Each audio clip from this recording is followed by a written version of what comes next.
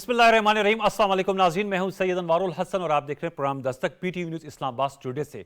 नाज़रीन, आज कौमी असम्बली ने supreme court practice and procedure bill 2023 की कसरत राय से मंजूरी दे दी। इस मौके पर वज़ीर कानून आज़म नज़ीर तारड़ साहब ने गुफ्तगू करते हुए कहा कि ये जो कानून साजी की गई है ये आइन के ऐन मुताबिक है और इससे वन मैन शो का इख्तिताम हो गया है।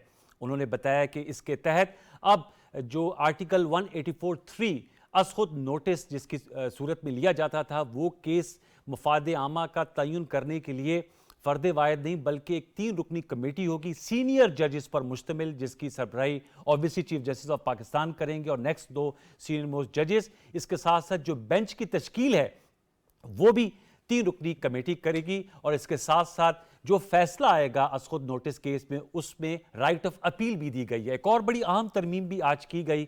आज के सेशन में मोहसिन दावड़ साहब की जानिब से यह तरमीम पेश की गई थी, जिसमें आर्टिकल 184(3) के तहत जिनको इससे कबल लेजिस्लेशन से कबल सजा हो चुकी है उनको भी one time right of appeal दे दी गई है। और आपके इल्म में है कि इसी सो मोटो केस की नतीजे में साबिक वज़ीर आज़म नवाज शरीफ साहब, यूसुफ रज़ा गिलानी साहब, जहांगीर तरीन साहब, इनको नाअहल करार दिया गया था। फिर नेस्ला टावर का बड़ा शोरा आफाक केस बना था और उन लोगों की सुनवाई नहीं हो सकी थी, यानी कि अब उनको भी राइट ऑफ अपील मिल जाएगी। इसके बड़े अहम पॉलिटिकल इम्पैक्ट आएगा, इस हवाले से हम गुफ्तगू करेंगे। फिर एक और, जब भी हम लेजिस्लेशन की बात करें तो आज एक और बड़ा अहम सुप्रीम कोर्ट के 3 रुकनी बेंच का फैसला सामने आया है। जस्टिस काजी फैज़ ईसा साहब उसकी सरबराही कर रहे थे और उस फैसले के मुताबिक सुप्रीम कोर्ट ने हुक्म दिया है कि सुप्रीम कोर्ट का रूल्स बनाए जाने तक असखुद नोटिस के तमाम केसेस मुलतवी करने का हुक्म। बड़ा अहम फैसला है।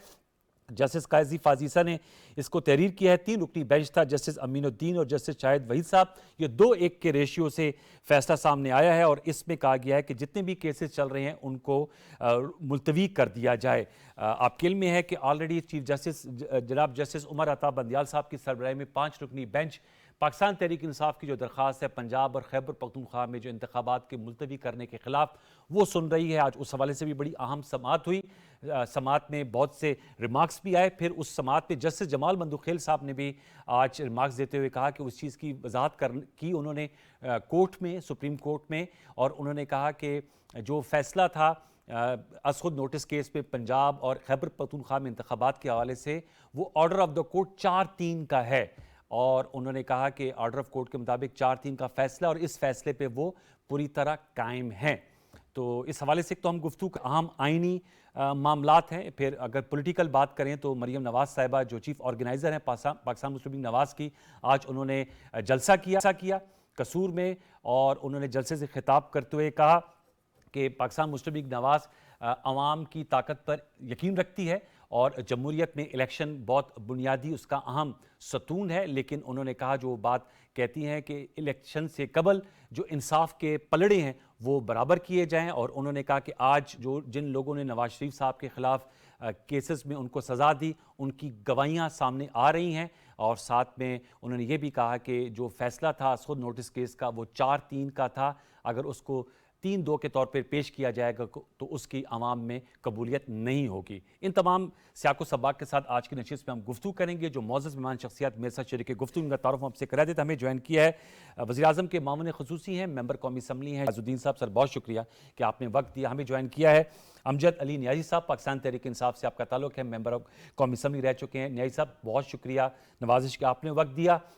दौरान प्रोग्राम हमें हैदर वहीद साहब ज्वाइन करेंगे, मारूफ माहिर कानून हैं, उनसे ये जो कानूनी नुकात हैं इन पे ज़रा रहनुमाई हासिल करेंगे। गुफ्तगू का आगाज़ शेख फ़याज़ साहब मैं आपसे करूँगा। आज कौमी असम्बली ने सर कसरत राय से बिल मंजूर कर लिया है और साथ में एक तरमीम भी आपने की है जिसमें जो जिनको सज़ा मिल चुकी है आर्टिकल 184(3) के तहत उनको राइट ऑफ अपील मिलेगी जो साबका फैसले हैं। तो एक तरह से नवाज शरीफ साहब के लिए भी सर अब दरवाज़ा खुल गया है और जो आप बात करते हैं कि इंसाफ के जो पलड़े हैं बराबर किए जाएँ, तो एक विंडो ओपन हो गई है। भाई मैं ये कहता हूँ कि इंसाफ का तकाजा ये है कि अगर किसी को सज़ा मिले, अगर अब हम अपील का हक मौजूदा लोगों को दे रहे हैं तो साबका जो लोग जिनको सज़ा हो चुकी है उनको भी अपील का हक मिलना चाहिए। अब ये तो नहीं है कि अपील का हक असम्बली ने तय करना है या पार्लिमान ने तय करना है, वो भी तो उसी सुप्रीम कोर्ट ने तय करना है जिन्होंने नवाज शरीफ साहब को पनामा केस में अकामा पे डिस्क्वालीफाई कर दिया था, उन्होंने यही फैसला करना है ना। तो अपील का हक तो ये शरीयत कोड का भी फैसला है कि अपील का जो हक है ऐन इस्लामी हक है। तो ये तो बुनियादी हकूक में है कि एक आदमी को इंसाफ को मुहैया करने के लिए हर मुमकिन फोरम मुहैया किए जाने चाहिए। और मैं समझता हूँ कि ये अगरचे ये देर से हुआ है, लेकिन ये ऐन इंसाफ के तकाज़ों के ऐन मुताबिक है। और आपने देखा होगा कि पाकिस्तान बार काउंसिल ने भी, जो वकीलों का सबसे बड़ा इदारा है, उसने भी इनकी तारीफ की है। बल्कि आज तो सदर ममलिकत ने भी कह दिया है कि टाइमिंग ज़रा थोड़ी सी बेहतर होती तो अच्छा था, इसमें कबाहत कोई नहीं है। कबाहत कोई नहीं है। मैं अमजद नाइक साहब, सर आप इस हवाले से क्या राय रखते हैं? जाहिर बात है पाकिस्तान तहरीक इंसाफ भी जुडिशल रिफॉर्म्स की आप लोगों ने बात की थी 2018 के मंशूर में भी, अभी भी आप बात करते हैं। आप समझते हैं कि फेयर ट्रायल के नतीजे में राइट ऑफ अपील होना चाहिए? आर्टिकल 184 राइट है सुप्रीम कोर्ट मफाद आमा में कोई केस टेकअप करे, लेकिन जो फैसला है, क्योंकि सुप्रीम कोर्ट हाईएस्ट कोर्ट है, उसके बाद कोई अपील नहीं होती, तो जो एग्रीव पार्टी है उसको एक फोरम मिले 30 दिन के अंदर राइट ऑफ अपील करे। आप समझते हैं देर आयत दुरुस्त आयत के मज़दाक ये लेजिस्लेशन ठीक हुई है? अनवार, जुडिशल रिफॉर्म्स होनी चाहिए थी, लेकिन मैं समझता हूं कि इस वक्त जिस तरीके के साथ जुडिशल रिफॉर्म्स लाई गई हैं, जल्दी में लाई गई हैं, और ना तो तमाम स्टेक होल्डर्स को एतमाद में लिया गया है, बल्कि जुडिशल रिफॉर्म्स की आड़ में जो एनआरओ दिया गया है वो भी मतलब अजीब लगता है कि जिनको ऑलरेडी सजा हो गई है फिर पार्लियामेंट से दोबारा फिर उनको राइट ऑफ अपील दिलवाना। चलो ये तो अब कोर्ट्स का काम है, लेकिन साथ साथ ये भी देखना चाहिए था कि जो सुप्रीम कोर्ट ने अपने रूल्स बनाने थे वो आपने अपने हाथ में ले लिए, क्योंकि पार्लियामेंट के रूल्स ऑफ बिजनेस पार्लियामेंट ही बनाएगी।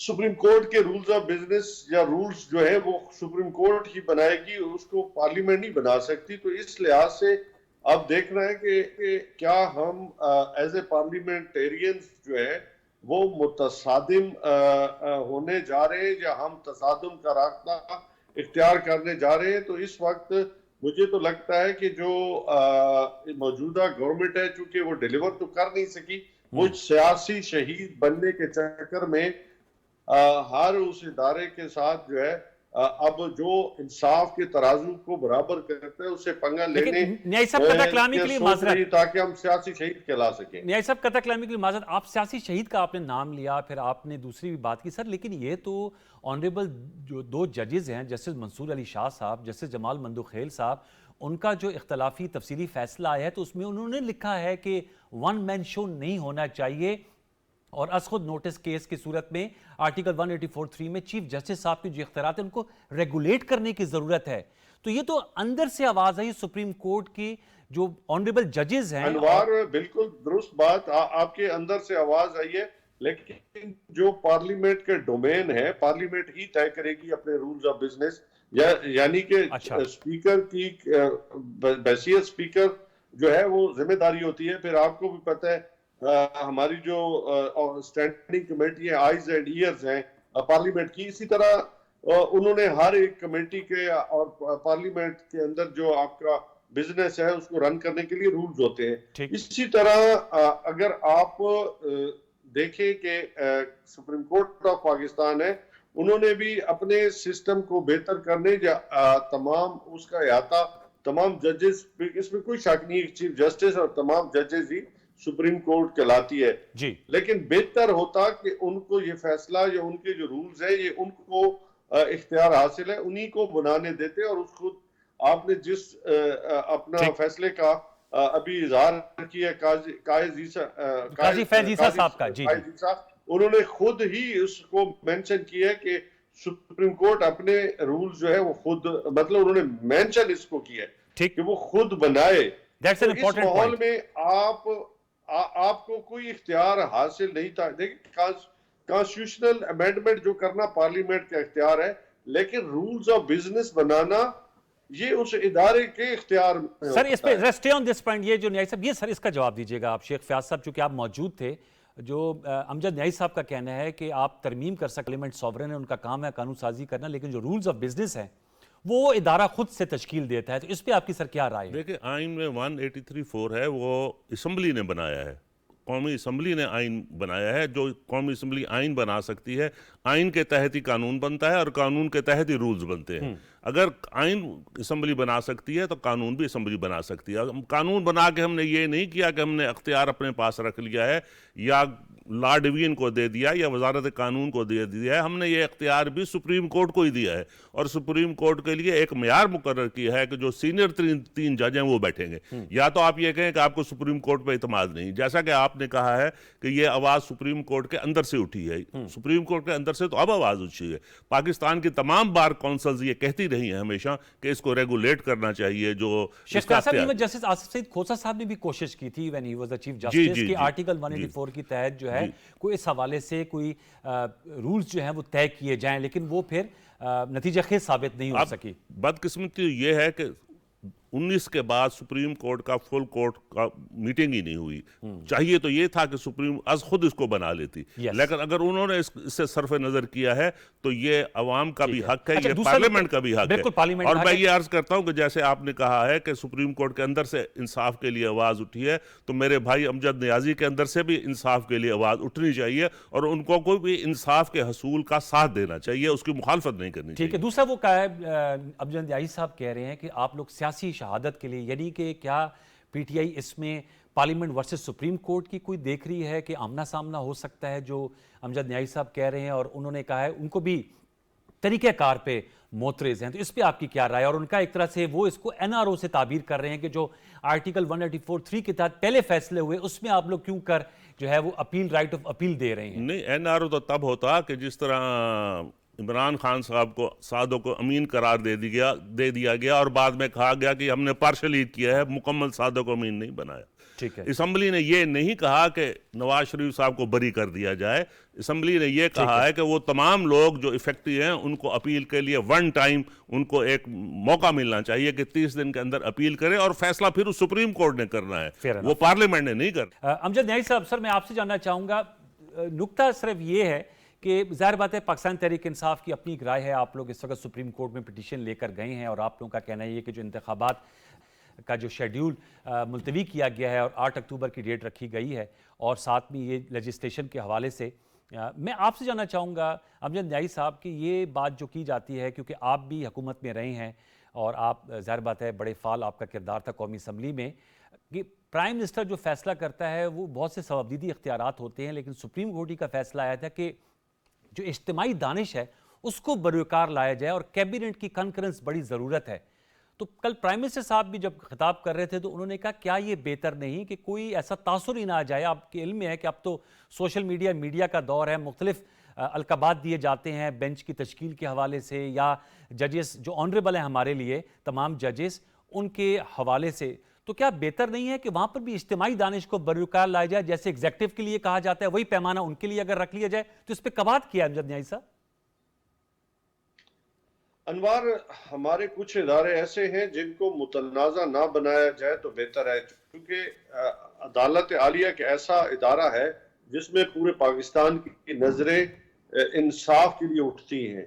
वो नहीं चाहते, पाकिस्तानी अवाम नहीं चाहती कि ये फरीक बने या किसी की फेवर करे, और हम भी ये नहीं कहते कि हमें फेवर करे, लेकिन हम समझते हैं कि इस वक्त जो यूनिटी की जरूरत है, पाकिस्तान के इस वक्त तमाम मामलात उलझे हुए हैं, चाहे आपकी सिक्योरिटी हो, चाहे आपकी मईशत हो, चाहे आपके इंटरनल मामलात हो, चाहे एक्सटर्नल मामलात हो। इस वक्त एक वाहिद इदारा ऐसा था जिसके अंदर दरारें नहीं थी, तो आज हमने उनके पे अटैक करके 97 की याद ताजा की है कि हम उनको मुतनाज़ा बनाने जा रहे हैं। इससे क्या होगा? पहली अदम इस्तेकाम है, मजीद गैर यकीनी की सूरत हाल हो जाएगी, तो हर चीज जो है वो मैं समझता हूं कि हम उस तरफ जा रहे हैं। लेकिन आपका ये नुक्ता सर, आपका you have the right to say, लेकिन आप ये नहीं समझते कि वहां पर भी इज्तिमाई दानिश अगर बरकरार लाया जाए, जो पैमाना एग्जीक्यूटिव के लिए वही वहां रख दिया जाए, तो इस पे कबात क्या है? मुझे इसका जरा जवाब दीजिएगा। मैंने इनकार नहीं किया अनवार, मैंने इनकार नहीं किया, हर चीज का एक वक्त होता है। बेहतर होता कि तमाम स्टेक होल्डर्स को और वक्त को मद्देनजर रखा जाता, तो यकीनन आज तमाम पाकिस्तान जो है इसको अप्रिशिएट कर रहा होता। लेकिन मैंने जैसे पहले कहा कि कुछ जो हामिद खान साहब तो कर रहे थे सर, न्याई साहब, हामिद खान साहब आप लोगों के बड़े पार्टी के सीनियर रहनुमा है सर, और हामिद खान ने यह भी कहा है कि मैं स्पोक्समैन नहीं हूं पीटीआई का। नहीं, लेकिन पीटीआई में नहीं है क्या इस वक्त हामिद खान साहब? नहीं, वो पीटीआई में है, लेकिन उन्होंने एज ए बात अपने वकला हजरात माशाल्लाह की बहुत तरफ तवाना से आवाज है हमारी PTI लीगल फेटर्निटी के सर, लेकिन राय तो देखिए, आप एक चीज को उठा के देखते हैं ना, उसकी अदर साइड भी देख लेना। ओके। बिल्कुल हामिद खान हमारा का हिस्सा है, लेकिन उन्होंने ओपिनियन अपने जाती तौर पे दी है। सर ठीक है, हम जो ओपिनियन देंगे, अमजद खान जाती तौर पे नहीं दे सकता, पार्टी का देते हैं। अमजद खान ने जब भी ओपिनियन देनी है वो पाकिस्तान तहरीक इंसाफ की ओपिनियन फेयर देते इनफ, ठीक है, पॉइंट है। मैं इसीलिए कह रहा हूं कि काश के हम इसको मुतनाज़ा ना बनाते और आज लोग इसको अप्रिशिएट करते। ठीक है सर। और कुछ जो डोमेन थी सुप्रीम कोर्ट के, वो उनके पैनल पे या उन पे एंड पे रखते, तो मैं समझता कि आज वो बेहतर में बहुत को खिलेते। ओके सर, आज अगर हम चीफ जस्टिस ऑफ पाकिस्तान को मुतनाज़ा बनाएंगे तो यकीनन इससे कोई फायदा नहीं होगा, इससे ओवरऑल इदारे को नुकसान ही होगा। न्याय साहब पॉइंट टेकन। मैं हैदर भाई साहब ने हमें ज्वाइन कर लिया। हैदर भाई साहब अस्सलाम वालेकुम।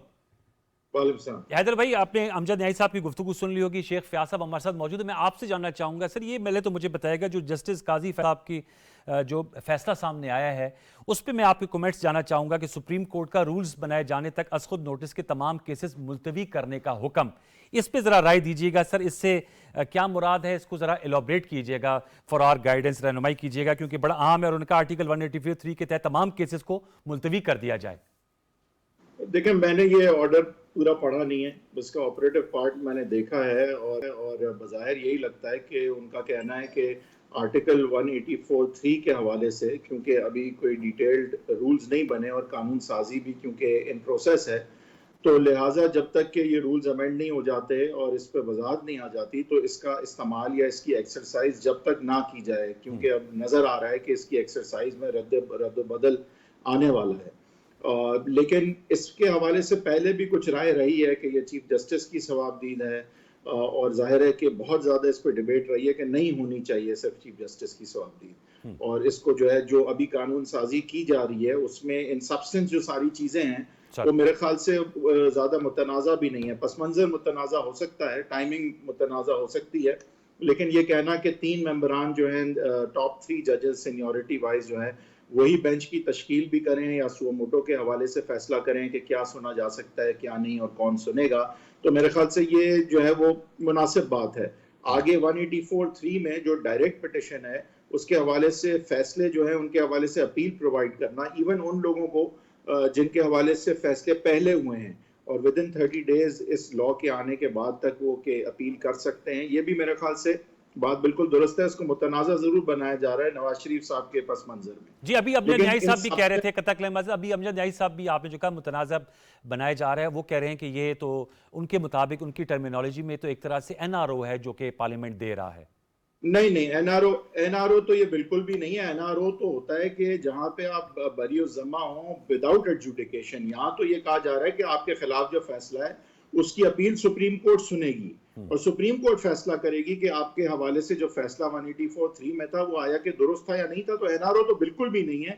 ये जरूर है कि पिछले जो पुराने फैसले हैं उनको भी एक जो है वो चांस मिला है कि वो अपील में आ सकें, और ये बहुत पहले हो जाना चाहिए था, क्योंकि देखें ये एक ही वन शॉट में आपका तायात आप नाअहल हो गए, फिर अपील का भी राइट ना हो, तो ये तो ज्यादती की बात लगती है।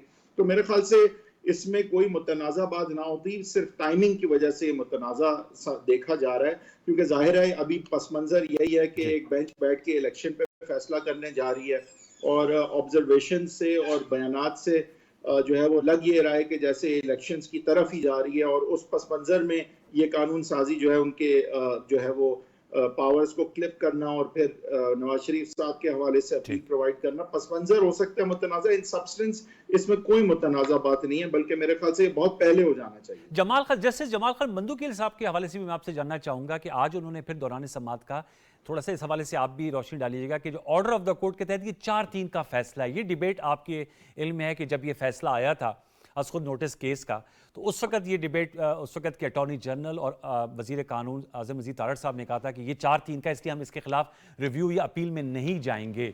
अब जस्टिस जमाल मंदुखेल साहब भी कह रहे हैं, तो आज इस हवाले से भी बात हुई, जस्टिस मुनीब अख्तर साहब के भी कमेंट्स सामने आए थे। इस पे आपकी क्या राय है, क्योंकि अब तो ये पॉलिटिकल डोमेन में भी इस पे बात हो रही है। आज भी मरीम नवाज साहबा ने कहा कि ये 4-3 का फैसला 3-2 का होगा तो इसको अवाम जो है कबूल नहीं करेगी। देखिए, इस पे जब तारड़ साहब ने बात कही थी तो उन्हें चाहिए था कि फिर नजरसानी की दरखास्त डालते और इस 3-2 के फैसले पे रिव्यू में ये फैसला होता, इसको सेटिसाइड करते हुए कि नहीं ये 4-3 का था।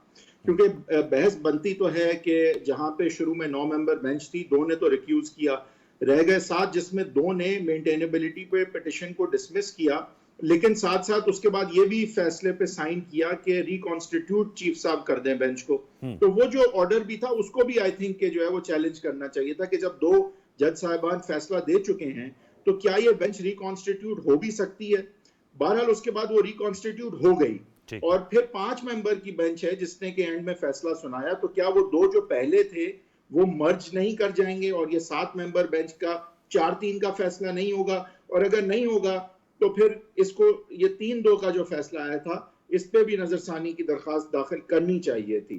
उन्होंने जो है पब्लिक डोमेन में ये एतराज तो उठाया, लेकिन चाहिए था उन्हें कि कानूनी तौर पे इसको दुरुस्त करवाते और 3-2 के फैसले को चेंज करवाते।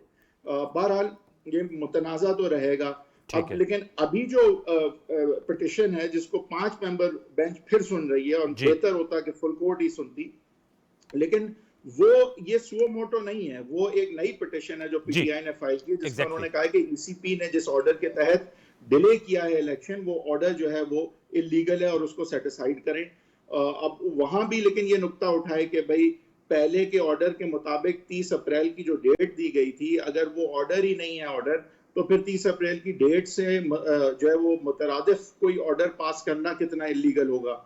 तो ये पेचीदगियां जो है वो सामने आई हैं। बेंच को तो चाहिए कि वो असर नौ भी इसका फैसला कर सकते हैं कि भाई आया कि इलेक्शन क्या नहीं होने 90 दिन में, और अगर नहीं होने तो जो वजूहात आपने बताई हैं कि 90 दिन में क्यों नहीं हो सकते या 30 अप्रैल को क्यों नहीं हो सकते, तो आया कि वो ठोस शवाहिद और फैक्ट्स एंड फिगर्स के साथ हैं या नहीं, क्या उन वजूहात को कोजेंट रीजंस समझते हुए माना जा सकता है, नहीं, इस पे फैसला देना है सुप्रीम कोर्ट ने। सर, बेहतर होता कि फुल कोर्ट ही ये फैसला फुल कोर्ट होती। मैं हैदर भाई साहब एक और 2-3 अहम सवाल है, छोटा सा वक्फा है, वक्फे के बाद आऊंगा तो व्यूअर्स गुफ्तगू को आगे बढ़ाएंगे। बड़ा अहम मौजू है, अहम मामलात हैं, इस पे गुफ्तगू को जारी रखेंगे। एक छोटा सा वक्फा, दोबारा लौट के आते हैं, हमारे साथ रहिए।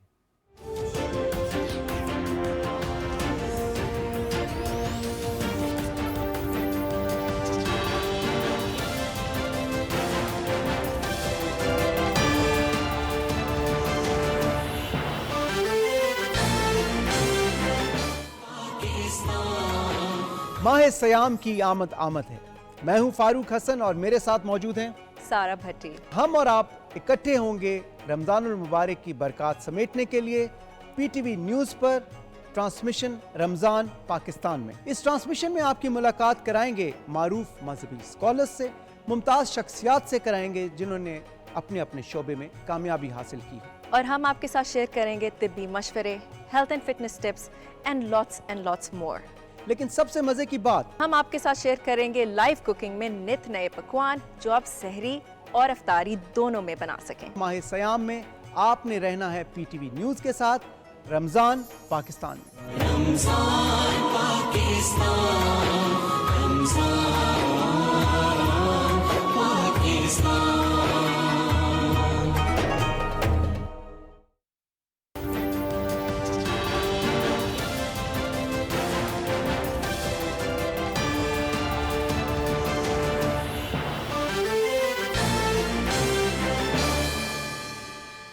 Welcome back. मैं शेख फयाज साहब आपसे ये भी जानना चाहूँगा कि कल पार्लियामेंट ने मुतफ़िका करारदाद भी मंजूर की है और उसमें मुतालबात कुछ सामने रखे हैं। एक तो फुल कोर्ट का अभी हैदर वहीद साहब ने बात की, और दूसरा ये भी कहा गया कि तमाम असम्बलियों के इलेक्शन इकट्ठे कराए जाएं और इलेक्शन कमीशन को जो समझता है जिसकी आईनी जिम्मेदारी है उसको ये मौका देना चाहिए कि वो मुआफ़िक इन्वायरमेंट में इलेक्शन का इनेकाद करे।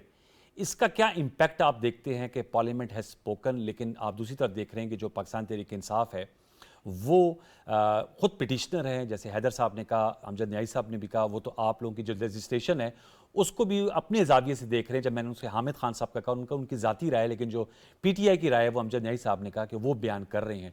तो ये जो करारदाद आई है इसकी क्या सिंबॉलिक वैल्यू है और इस हवाले से क्या राय है आपकी? बात यह है कि बसद एहतराम मैं ये अर्ज़ करूँगा कि हमारी जो अदलिया का माजी है वो इतना ताबनाक कभी भी नहीं रहा। जब भी कोई गासब आया है तो उसको कानूनी हैसियत या कानूनी जो मुआफ़क़त है वो हमेशा अदलिया ने दी है। हमारी ये बदकिस्मती है। ठीक है। अयूब खान साहब आए हों, परवेज़ मुशर्रफ साहब आए हों, या कोई भी आया हो जो डिक्टेटर आया हो, तो उसको तक़वियत अदलिया के फैसलों ने दी है। तो हमारी बदकिस्मती ये भी है कि आजकल लोग ये कहते हैं कि बेंच को देख के वो फैसले का फोरकास्ट कर देते हैं कि अगर बेंच ये होगा तो फैसला ये होगा। अभी भी लोग कह रहे हैं कि जो ये 5 रुकनी बेंच है इसका फैसला 4-1 से आएगा, ये लोग कह रहे हैं। तो ये हमारी बदकिस्मती है। तो इसका हल वाहिद यही है कि जैसे कि कौमी असम्बली ने करारदाद पेश की है कि आइनी मामलात में फुल कोर्ट बनाया जाए ताकि किसी को इतराज़ करने की नौबत ही ना आए। अगर फुल कोर्ट बना दिया जाएगा तो तमाम पार्टियां जो हैं वो मुतफिका तौर पे उसको यकीन भी करेंगी और उसको मानेंगी भी सी। अगर वो नहीं मानेंगी तो वो खुद अपनी हैसियत को कम कर लेंगी। तो मैं समझता हूँ कि कौमी असम्बली की ये करारदाद ऐन वक्त की ज़रूरत के मुताबिक है और सुप्रीम कोर्ट के चीफ जस्टिस साहब को भी इस पर गौर करना चाहिए। जस्टिस साहब ने आज अटॉर्नी जनरल और जो पीटीआई के काउंसिल हैं अली जफर साहब से कहा कि सियासी माहौल को ठंडा किया जाए, और इस हवाले से उन्होंने कहा कि आप अपनी जो टॉप जो आप लोगों के पॉलिटिशियंस हैं उनसे जाकर इस हवाले से राय लेके बताया जाए। तो पहले आपसे जानना चाहूँगा, फिर न्यायी साहब के पास जाऊँगा कि कैसे सियासी दर्जा हरारत को कम किया जा सकता है। सियासी दर्जा हरारत को देखें, सुप्रीम कोर्ट का यह काम नहीं है कि सियासी दर्जा हरारत को कम करे, ये सियासी पार्टियों का काम है। वो नहीं बैठ रही ना आपस में, जो हकीकत है, जो ज़मीनी बदकिस्मती है, कड़वा सच ये हमारी ये बदकिस्मती है कि एक जमात जो है वो मुज़ाकरात पे यकीन ही नहीं रखती। आप माजी उठा के देख लें, 2014 देख लें, 13 देख लें, 2 देख लें, 8 देख लें और इवन 18 देख लें कि मुज़ाकरात के लिए कभी भी तहरीक इंसाफ कायल नहीं हुई, क्योंकि वो एक फाशिस्ट जमात है। अब तो प्राइम मिनिस्टर शहबाज शरीफ साहब ने भी कहा कि पहले इमरान खान साहब माफी मांगेंगे फिर आप बातचीत के लिए तैयार हैं। मैं ये कहता हूं कि जिस असेंबली पे वो लानत भेजते रहे वो कम से कम लानत तो वापस ले लेना। वो ये तो आप भी इसका मशरूत बातचीत के लिए तैयार हैं? नहीं, हम तो बातचीत के लिए तैयार हैं, लेकिन कम से कम उनको ये कहना चाहिए कि असेंबली के बारे में जो बातें की हैं वो दुरुस्त न थी। उन्होंने एक पाकिस्तान का जो सबसे मोकर इदारा है जो पार्लियामेंट है उस पर वो लानत भेजें और फिर ये कहें कि हम मुज़ाकरात भी करते हैं, ये मुनासिब नहीं। अमजद न्यायी साहब, सर पहले मैं आपसे जानना चाहूंगा, आप लोग सर इस पे इशू है? वैसे बात जो फयाज साहब कर रहे हैं और कौमी असम्बली की करारदाद आई कि ये आईनी मामला है, इसमें बड़ी ज़ाहिर बात है स्टेक्स इन्वॉल्व हैं, आप लोगों की भी है, हुकूमत की भी है, तमाम पॉलिटिकल पार्टीज की हैं, पूरी कौम की है। तो फुल कोर्ट, इससे आपको इतराज़ है कि अगर फुल कोर्ट इसको सुने तो कोई किसी को गिला ही नहीं होगा, जो फैसला होगा? वैसे भी सुप्रीम कोर्ट का फैसला जो है वो सराखों पर होता है, लेकिन कोई इख्तलाफी राय नहीं है कि जब फुल कोर्ट अपना एक सेंस देगा, जजमेंट देगा, इज्तिमाई दानिश के तहत फैसला देगा, तो इस पर क्या कबाहत है? अटॉर्नी जनरल साहब ने भी प्लीड किया कि जी फुल कोर्ट तश्कील दे दिया जाए। अमजद न्यायी साहब। अनवार, पहली बात तो यह है कि हम कोई टैंकों से अपना तहरीक नहीं चला रहे, हम एक पुरअमन तहरीक चला रहे हैं। हमले तो हम पे हो रहे हैं, हमारे इवन खान साहब के ऊपर जो है जिस तरीके के साथ जमान पार्क के अंदर फिर 150 जो FIRs कर दी गई, कभी हम 40 बताई जाती है न्यायी साहब।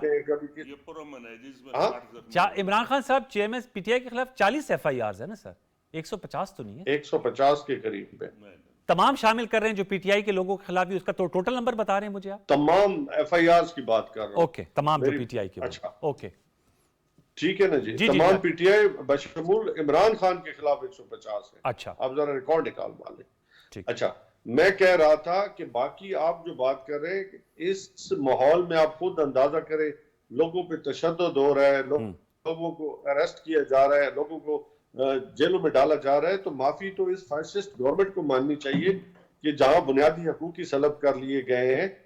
तो द अदर साइड जो आप सुप्रीम कोर्ट की बात कर रहे हैं, कुछ मैं समझता हूँ ये इख्तियार सुप्रीम कोर्ट का है कि वो फुल बेंच बनाता है, वो सिंगल बेंच रखता है, वो 5 रुकनी बेंच बनाता है। ये हमारी डोमेन में नहीं है, हमने तो इस्तदा करनी है, हमने तो पिटीशन दाखिल करनी है, फैसला सुप्रीम कोर्ट ने करना है कि वो कितने जजों के साथ इस केस को सुनती है। बाकी सिंपल क्वेश्चन है कि क्या इलेक्शन कमीशन के पास कोई आईनी इख्तियार था एक आईनी इदारे को कि वो इलेक्शन मुलतवी कर सकता था, मुलतवी कर सकता है किसी आइन के नीचे, तो उसमें और फिर सुप्रीम कोर्ट ने कहा कि जब ये इख्तियार इलेक्शन कमीशन के बाद जाता है तो तमाम इदारे पाबंद होते हैं इलेक्शन कमीशन के कि वो उन्होंने तमाम सहूलियात या तमाम वो जो मामनत है वो फराम करनी होती पूरा है, प्रोवाइड करना है। हाँ, मामनत फराम करनी होती है। लॉजिस्टिक्स जी जी जी, लॉजिस्टिक जो है उनको फराम करना पाबंद करता है। ठीक। और उसकी इवन पोस्टिंग ट्रांसफर भी विदाउट जो है वो परमिशन जो है इलेक्शन कमीशन के बगैर नहीं होते। यहाँ पे तो सैकड़ों की तादाद में एक चौकीदार का ट्रांसफर भी गवर्नमेंट पंजाब कर रही है, जो इस वक्त तो इख्तियार जो है वो इलेक्शन कमीशन के पास है। तो खुद अंदाजा करें कि क्या ये इंटरम गवर्नमेंट्स हैं या ये full fledged as a government जो है वो अपना किरदार अदा कर रही है। ठीक, आपने कहा। हैदर वहीद साहब, सर मैं आपसे जानना चाहूंगा, आपने सुन लिया अमजद न्याई साहब का भी जवाब। फुल कोर्ट के हवाले से जो अटॉर्नी जनरल साहब ने भी रिक्वेस्ट की है और कल कौमी असम्बली के ऐवान से मुतफिका करारदाद भी मंजूर हुई, इसका सर इम्पैक्ट पड़ता है जब ये केस सुना जा रहा होता है सुप्रीम कोर्ट ऑफ पाकिस्तान में? आप ये समझते हैं, और चीफ जस्टिस साहब के जो कमेंट्स थे कि जी पॉलिटिकल टेम्परेचर्स को लोअर करना चाहिए, तो फिर जाकर जो अगर इलेक्शन का इनेकाद होता है वो पुरअमन हो सकेगा। जाहिर बात है जो इस वक्त की सिचुएशन है और unfortunately political parties daggers drawn नज़र आ रही हैं। अभी अमजद न्याई साहब कह रहे हैं कि जी इनको माफ़ी मांगनी चाहिए। आपने सुना कल प्राइम मिनिस्टर शहबाज शरीफ साहब कह रहे थे कि पहले इमरान खान साहब माफ़ी मांगे जो उन्होंने इल्ज़ामात लगाए और जो उनका तर्ज़ सियासत या तर्ज़ अमल रहा, तो फिर बातचीत जो है और मामला आगे बढ़ सकते हैं। क्या कहेंगे हैदर वहीद साहब इस हवाले से? देखिए, मेरे ख्याल से कानून साजी तो बिल्कुल दुरुस्त है। हो सकता है कुछ कानूनी पेचीदगी इस हवाले से हो भी कि सुप्रीम कोर्ट के ऑर्डर के हवाले से अपील सुप्रीम कोर्ट को ही देना क्या आईनी तरमीम के बगैर महज कानून साजी से हो सकता है, यानी इस पे कानूनी बहस हो सकती है। बट सब्सटेंटिवली जो भी चीजें प्रपोज की गई हैं इसमें, इस बिल में जो कि अब सेनेट को जाएगा जी, तो उसमें कोई मुतनाज़ा बात है नहीं। मैं पस मंजर हो सकता है मुतनाज़ा, लेकिन सब्सटेंटिवली सारी शिकें जो हैं वो मोर और लेस बिल्कुल दुरुस्त हैं और ये सारी चीज़ें बहुत पहले हो जानी चाहिए थी। लेकिन हम हादसों के मुंतज़र रहते हैं और हम चाहते हैं कि जब तक कोई चीज़ हमें आके जो है वो जो है सर पे ना बैठ जाए तो हम उसको जो है हटाते नहीं है, प्रॉब्लम को सॉल्व नहीं करते। नैब के कवानीन का भी यही था कि पहले ही नैब के कवानीन पीएमएल नून की हुकूमत को ख़त्म करने चाहिए थे, फिर उनके खिलाफ इस्तेमाल हुए तो उन्हें ख्याल आया अब जाके उन्होंने ख़त्म किया तो मुतनाज़ा लगा। यहाँ पे भी यही है, पस मंज़र मुतनाज़ा है, लेकिन एक्चुअली सब्सटेंटिवली जो भी अमल है ये इस बिल का वो बिल्कुल दुरुस्त है। तो मेरे ख्याल से ये एक बात तो ये है। फुल कोर्ट की बात ये कि जी फुल कोर्ट के हवाले से यही है कि देखिए अब तो लग नहीं रहा कि फुल कोर्ट बनेगा, क्योंकि वो तो अब 2 दिन तकरीबन समाअत तो मुकम्मल ही हो गई है। ईसीपी के वकील ने भी आज आर्ग्यू कर लिया है फुल कोर्ट बनना चाहिए जरूर था, ताकि यक ज़बां होके सुप्रीम कोर्ट की तरफ से एक डायरेक्शन आती जो जिसको फिर इग्नोर नहीं किया जा सकता था कहीं से भी। अब बात यह है कि फॉर राइट और रॉन्ग सुप्रीम कोर्ट को भी मुतनाज़ा कर दिया गया है सारे इदारों की तरह। तो और सुप्रीम कोर्ट में देखें यूनिटी ऑफ कमांड नहीं होता फौज की तरह। यहाँ पे चीफ साहब जो हैं वो फर्स्ट अमंगस्ट इक्वल्स होते हैं, तो लिहाजा इसीलिए हम देख रहे हैं कि इस तरह का डिसिप्लिन नहीं है सुप्रीम कोर्ट में और जुडिशरी में जिस तरह का आर्म फोर्सेस में होता है। तो कहीं ना कहीं हम देख रहे हैं इस वक्त जो है वो एक बहुत ही जो है वो, मैं ये तो नहीं अल्फाज इस्तेमाल करना चाहूंगा कि मजाक बन रहा है, क्योंकि एक संजीदा बात भी है और साथ साथ एक बहुत ही अफसोसनाक बात भी है। तो लेकिन तो सर ये जो पॉलिटिकल कॉन्टेक्स्ट है हैदर भाई साहब, जिस पॉलिटिकल कॉन्टेक्स्ट में सुप्रीम कोर्ट ये केस सुन रही है, उस हवाले से आपकी क्या राय? ज़ाहिर बात है इस हवाले से अब तो जो सियासी बयानियां है उस पर बड़ी खुलकर इस पे बात हो रही है, तो इस हवाले जैसे आपने अमजद न्याई साहब देखें इलेक्शन होने की बात आईनी एतबार से तो कॉम्प्लिकेटेड नहीं है, उसमें तो लिखा हुआ है नॉट लेटर देन 90 डेज। बावजूद इसके 90 दिन के आगे हम ऑलरेडी जो है वो जा चुके हैं 30 अप्रैल के थ्रू, और फिर ये भी अब मुतनाज़ा हो गया है कि जिस ऑर्डर के तहत 30 अप्रैल पे हम गए थे तो वो ऑर्डर भी है या नहीं, उस पर लेकिन कोई हतमी राय अभी तक आई नहीं है। दूसरा ये है कि अब ईसीपी भी हाथ उठा चुकी है और जो जिन इदारों महकमों ने हुकूमत ने मावनत करनी है वो भी हाथ उठा चुके हैं। तो अब सवाल ये उठता है कि बाकी सारी चीज़ तो ठीक है और मेरे ख्याल से अगर कोर्ट इसको सैंक्शन करे तो डिले हो भी सकता है, और हालांकि कोई इसमें पाबंदी आइन में नहीं है, लेकिन एक दिन अगर इंतखाबात हो जाएं तो इसमें भी कोई जो है कबाहत नहीं है। लेकिन एक चीज़ सिर्फ से हमें केयरफुल रहना चाहिए कि हम ऐसा प्रेसिडेंट ना सेट करें कि नून लीग बिलफर्ज अगर सोचे कि अगले साल अगर इमरान खान किसी वजह से जीत के आ जाते हैं तो वो तो कभी इलेक्शन, उनकी तो तबीयत है, वो तो कराएंगे ही नहीं फिर इलेक्शन। आप उन्हें ऐसी सुप्रीम कोर्ट की गवर्नमेंट दे दें जो इजाजत देती है कि ईसीपी अगर कह दे कि पैसे नहीं है या या मेरे पास वसाइल नहीं है और मैं इलेक्शन नहीं करा रहा, तो इमरान खान साहब की तबीयत जो है वो तो मेरे ख्याल से 20 साल तक इलेक्शन नहीं कराएंगे। ये जो तो हमें ये केयरफुल रहना पड़ेगा कि हम ऐसा प्रेसिडेंट ना सेट करें किसी के लिए भी, किसी के लिए भी। और साथ साथ ठीक है, ईसीपी ने अगर वजूहात बताई हैं तो फैक्ट्स एंड फिगर्स उनसे लें, उनकी वजूहात समझें, और अगर वो, क्योंकि आईनी इदारा है, इंडिपेंडेंट इदारा है, अनलेस के ग्रोस वायलेशन कोई आइन की है तो फिर इन रीजंस को कंसिडर करें, और अगर ये रीजन सही नहीं है तो फिर उनका ऑर्डर जो है वो सेट असाइड करें और इम्प्लीमेंट करवाएं। लेकिन बात वही है कि मुतनाज़ा लग रहा है ये सब कुछ, क्योंकि फुल कोर्ट नहीं है। अगर यही सारा काम फुल कोर्ट कर रहा होता तो बड़ा मुश्किल है कि कोई ये बोले कि नहीं इलेक्शन नहीं होने चाहिए। एग्जैक्टली ये सारी चीज मुतनाज़ा हो जाए। बिल्कुल सही, सवाल की ट्रेजेक्टरी है शेख फैज साहब, ऐसा प्रेसिडेंट सेट ना हो जाए कि बाद में जो है वो हर कोई इस्तेमाल करे, क्योंकि एक दफ़ा एक प्रेसिडेंट सेट हो जाता है फिर हर कोई इसको इस्तेमाल करता है। और जैसे जिस खदशात का इजहार किया हैदर वही साहब ने, एक तो इस हवाले से जवाब दीजिए कि दूसरा जो अमजद न्याई साहब ने कहा कि 150 केसेज हैं, तशद्दुद किया जा रहा है, उनके वर्कर्स को गिरफ्तारी किया जा रहा है, तो ऐसे माहौल में जो है वो बातचीत कैसे हो सकती है? बात यह है कि जहाँ तक वही साहब ने जो बातें कही हैं वो इंतहाई माकूल और रीज़नेबल हैं बातें हैं। वाकई हमें कोई ऐसी मिसाल नहीं बनानी चाहिए कि आने वाले वक्त में कोई उससे फ़ायदा उठाए, लेकिन वो मिसाल तो कायम हो चुकी है। 90 दिन का जो वक्त है वो तो ऑलरेडी गुजर चुका है, और माजी में भी आपको याद होगा कि 1988 में 5 महीने डिले हुआ था इलेक्शन जुनेजो साहब की जी, और इसी तरह बाइनी इसी तरह बेनज़ीर की शहादत के बाद भी 1.5 से 2 महीने इलेक्शन डिले हुआ था। ये नहीं होना चाहिए, मैं इससे एग्री करता हूँ, लेकिन मैं ये समझता हूँ कि जो इलेक्शन एक्ट है उसका ये मंशा है कि फेयर फ्री इलेक्शन होने चाहिए। वो उसी सूरत में मुमकिन है जब कौमी असम्बली और सूबाई असम्बली के इंतखाबात एक ही वक्त में हों। अगर सूबाई असम्बली के इंतखाबात पहले हो जाते हैं और पंजाब में नून लीग हुकूमत आ जाए या PTI की हुकूमत आ जाए, तो क्या आपका ख्याल है कि वो कौमी असम्बली के इंतखाबात पर असरअंदाज नहीं होंगे? फिर ये भी एक साइकिल शुरू हो जाएगा। जी, वो एक साइकिल शुरू हो जाएगा और कौम एक नए मखमसे में पड़ जाएगी। और जहाँ तक मेरे भाई नियाजी साहब ने बात की है, मेरे इंतहाई प्यारे भाई हैं, तो जो 150 मुकदमा आते हैं, नंबर 1 वो 150 नहीं है, वो मेरे ख्याल है 94 और 96 है। उसमें एक मुकदमा ऐसा बता दें जिसमें वायलेंस ना हुआ हो। इनका क्या ये कहते हैं हम पुरअमन तहरीक चला रहे हैं, हुए हम पर पुरअमन तहरीक चला रहे हैं, तो उसमें 60 पुलिस वाले जख्मी हुए थे, 60, जिसमें एक SSP खातून भी शामिल थी।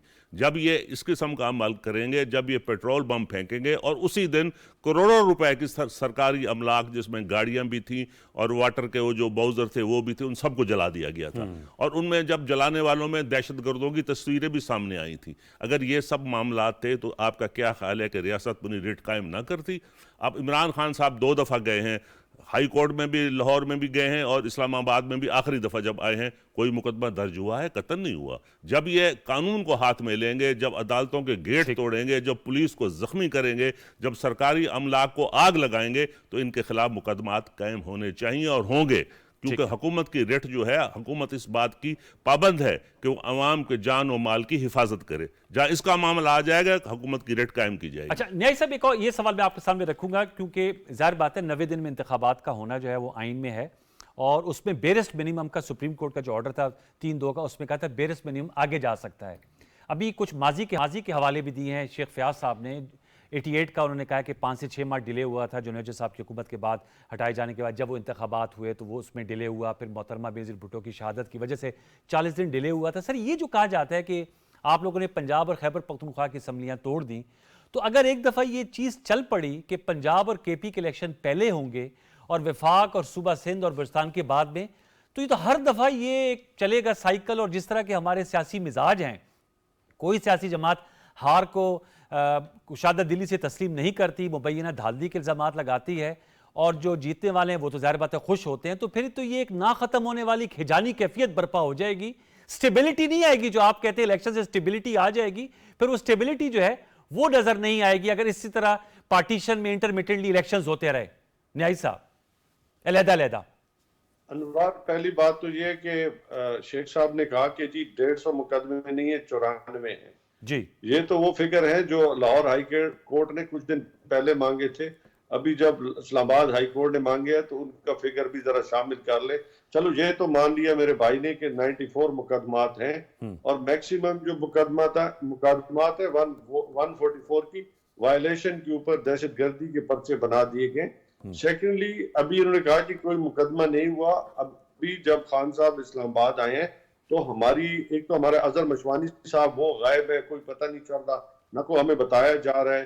सेकेंडली हमारी जो सोशल मीडिया टीम थी, इवन फोटोग्राफर थे खान के पर्सनल टीम के, नुमान था, उसके साथ काफी और हमारे लड़के थे, उनको भी गिरफ्तार किया गया और पाबंद सलासल किया गया। तो ये क्या मैसेज था? ये पर्चे नहीं है तो पता नहीं, मुझे बता दें एक साहब कि ये क्या हो रहा है। सेकेंडली आपका ये कहना कि जी इलेक्शन एक वक्त में नहीं होंगे तो जी बड़ी कबातें हैं, मतलब दोनों असेंबलीज की, ऐसी कोई कबात नहीं है, आगे पीछे होता रहता है, कोई कानून नहीं है कि एक वक्त में हो। अच्छा, हाँ, अगर इलेक्शन कमीशन चाहे, इलेक्शन कमीशन के पास इख्तियारात हैं, अगर वो उनकी नीयत ठीक है और रूल ऑफ लॉ को वो मेंटेन करना चाहते हैं तो किसी की जरूरत नहीं है। बाय इलेक्शन नहीं हो जाते, जब बाय इलेक्शन होते हैं तो अगर वो सीधा हो इलेक्शन कमीशन तो किसी की क्या मजाल है कि उसमें कोई इंटरफेरेंस कर सके। ये तो बुनियादी जिम्मेदारी है इलेक्शन कमीशन की कि वो इलेक्शन को साफ और शफाफ जो है वो कंडक्ट करे। ठीक है। अगर जो आईनी इदारा है वो ही अपना आईनी किरदार अदा नहीं करता, मसाइल तो तब आते हैं।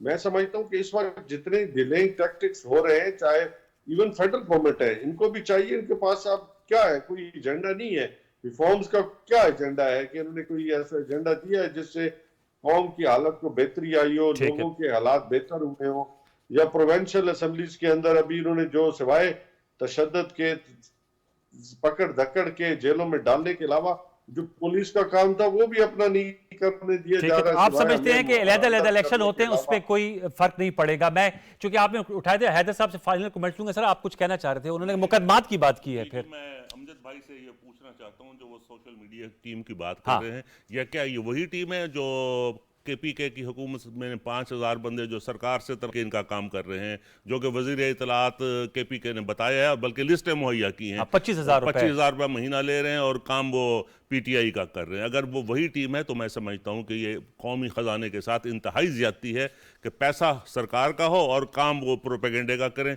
जिसमें आर्मी चीफ के खिलाफ भी बातें हों और फौज के खिलाफ भी बातें हों, तमाम इदारों के खिलाफ बातें हों। ये कोई अच्छी बात नहीं। दूसरी बात, जो वक्त पे इलेक्शन की बात की है, तो जो चीफ जस्टिस हमारे हैं इंतहाई मोतदल इंसान हैं, उनका भी एक कमेंट्स आए हैं कि हम हवा में हुक्म नहीं दे सकते, कि वो ऐसा हुक्म नहीं दे सकते जो काबिल अमल ना हो। तमाम इदारे कह चुके हैं कि इस वक्त हम इस पोजीशन में नहीं हैं कि हम आपको सिक्योरिटी प्रोवाइड करें या आपको पुलिस प्रोवाइड करें या रेंजर प्रोवाइड करें या पैसे दें। तो बात यह है कि काम वो होना चाहिए जो काबिल अमल हो। आपको याद होगा कि हाई कोर्ट इस्लामाबाद ने हुक्म दिया था कि 48 घंटों में इस्लामाबाद का बल्दियाती इलेक्शन वो हो गए थे, जो काबिल अमल ही नहीं, तो वो क्या, जो हवा में हुक्म तो नहीं कायम होना ना। हैदर साहब, लास्ट कमेंट सर, ये सर बताइएगा कि ज़ाहिर बात है कल कौमी असम्बली ने कहा कि तमाम इलेक्शन एक होने चाहिए। अब ये नई साहब कहते हैं कि इससे कोई फर्क नहीं पड़ता, बाय इलेक्शन भी होते हैं और आइन में कोई कदगन भी नहीं है। मैं आपसे जानना चाहूंगा as a constitutional lawyer, as an expert, आपकी क्या राय है कि अगर अलहदा इलेक्शन होते हैं, क्योंकि अब तो असम्बलियाँ टूट चुकी हैं और वो इख्तियार हासिल है CMs को कि वो अगर कबल अज़ वक्त असम्बलियाँ तोड़ सकते हैं, एडवाइस कर सकते हैं, तो वहाँ इलेक्शन हो, फिर बाद में सेंटर और 2 सूबों में हो, इससे वो पॉलिटिकल स्टेबिलिटी की जो हम बात कर रहे हैं वो आएगी, या आप समझते हैं अगर अलग-अलग होते हैं तो कोई कबात नहीं है या इकट्ठे होने चाहिए? देखिए, आइन में लिखा है कि 90 दिन, no later than 90 days election हो। आइन में लिखा है कि केयरटेकर हुकूमत के सुपरविजन में ही हो, और ये दोनों चीजें अब साथ होनी है। ये नहीं हो सकता कि हम 90 दिन के अंदर तो करा दें, जो कि कराने चाहिए, अब नहीं हो रहे लेकिन करीब तर कराने चाहिए। लेकिन ये नहीं हो सकता कि वो इलेक्शन जो है वो केयरटेकर गवर्नमेंट नहीं बल्कि किसी इलेक्टेड गवर्नमेंट और पार्टिजान गवर्नमेंट के अंडर हों। लिहाजा अगर तो नेशनल असेंबली के इलेक्शन आइंदा होते हैं और हुकूमत बिलफर्ज किसी सियासी पार्टी की पंजाब या KPK में होती है, तो जो अमला मावनत करेगा ECP का, वो जाहिर है कि फेडरल केयरटेकर के अंडर ही होगा, या कम से कम पॉलिटिकल गवर्नमेंट के अंडर नहीं हो सकता। लेकिन ये फिर भी मैनेजेबल चीज है। मेरे ख्याल से मुनासिब बात तो यही है, क्योंकि ज्यादा फर्क नहीं है अगर मिल बैठ के यहाँ बात हो पाती, क्योंकि यहाँ तो एक दूसरे से बात करने की रवायत भी नहीं है और आजकल तो दुश्मनी की हद तक ये पॉलिटिकल राइवलरी अब जा चुकी है, जो कि हमारे लिए बड़ी बदकिस्मती की बात है। वरना बैठ के अक्टूबर और अप्रैल के बीच में भी कोई जो है वो तय हो सकती था दिन के हम जो है अगस्त में करा लें। लेकिन अब इतनी पोलराइजेशन और पार्टिजनशिप है जो कि मेरे ख्याल से इख्तिलाफ राय से बहुत ज्यादा आगे बढ़ के दुश्मनी की हद तक चली गई है। और हर जगह हम यही देखते हैं, ये एंकर इनका, ये एंकर इसका, ये चैनल इनका, ये चैनल उसका है, ये जज इनका, ये जज उसका, ये जनरल इसका, ये जनरल उसका। तो ये जो है हम बहुत ज्यादा मुतनाज़ा जगह पे आके खड़े हैं। तो थोड़ा सा स्टेप बैक लेके अपनी जिम्मेदारियों का और कानून के पैरामीटर्स का एहसास करते हुए जो है थोड़ा सा हमें जरूरत है कि थोड़ा सा रीअसेस करें कि मुल्क भी है, निज़ाम भी है और इसको चलाना भी है।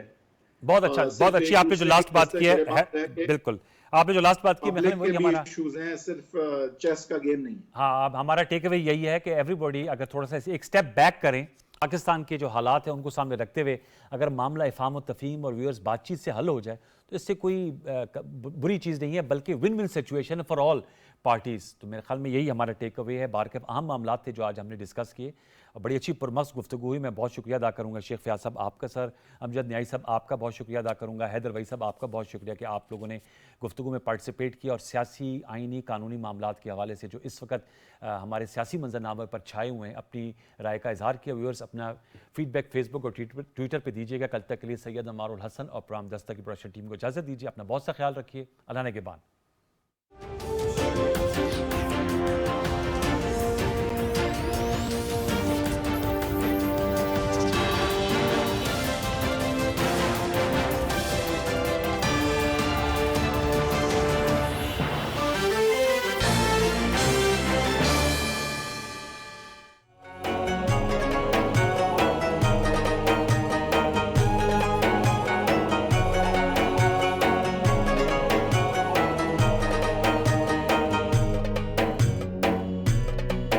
Ramzan